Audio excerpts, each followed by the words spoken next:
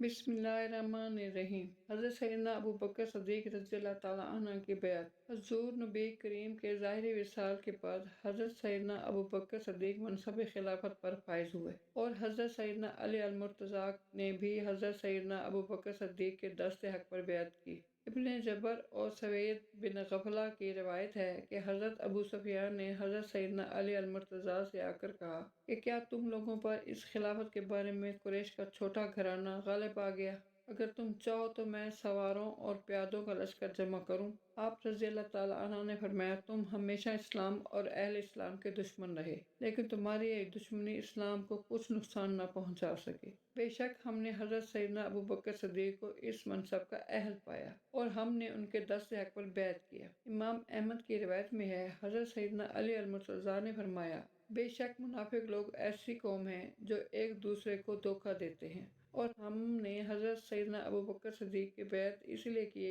कि वो इस अमर के अहल थे।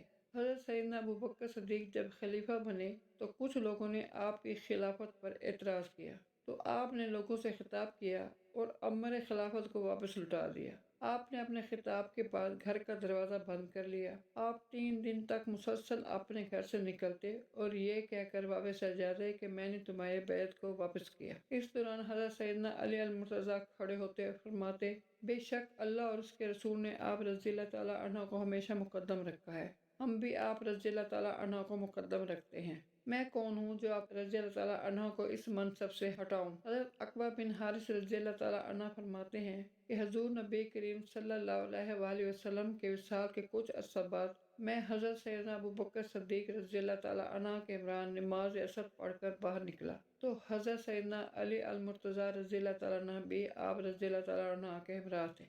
इस दौरान हज़रत सैयदना अबू बकर सदीक़ रज़ियल्लाहु ताला अन्हु का गुज़र हज़रत सैयदना इमाम हसन रज़ियल्लाहु ताला अन्हु के नज़दीक से हुआ, जो इस वक्त चंद लड़कों के हमरा खेल रहे थे।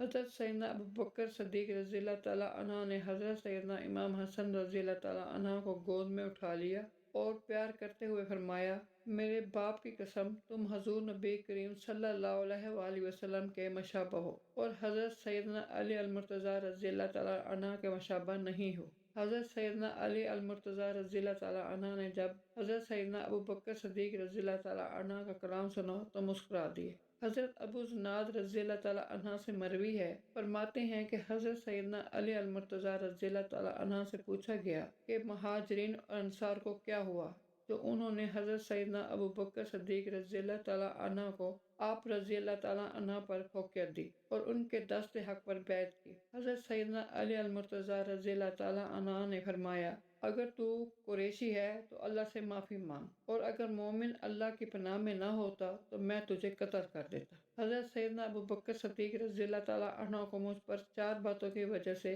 फ़ौक़ियत हासिल थी। अव्वल, वो इमाम बनने में मुझ पर सबकत ले गए। दोम, हिजरत के वक्त यार गार बनाए गए। सोम, दीन इस्लाम की अशाअत उन्हीं की वजह से हुई और चहारम, अल्लाह ताला ने सिवाय हज़रत सैयदना अबू बकर सदीक़ के तमाम इंसानों की मज़म्मत फरमाई।